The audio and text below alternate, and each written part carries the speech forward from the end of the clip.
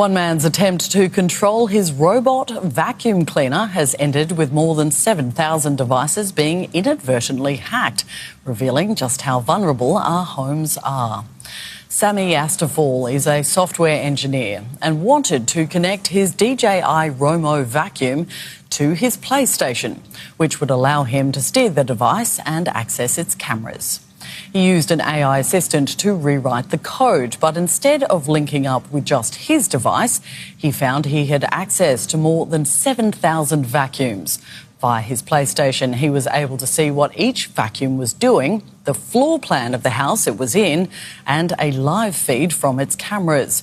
Using the robot's IP address, he was also able to pinpoint an exact location.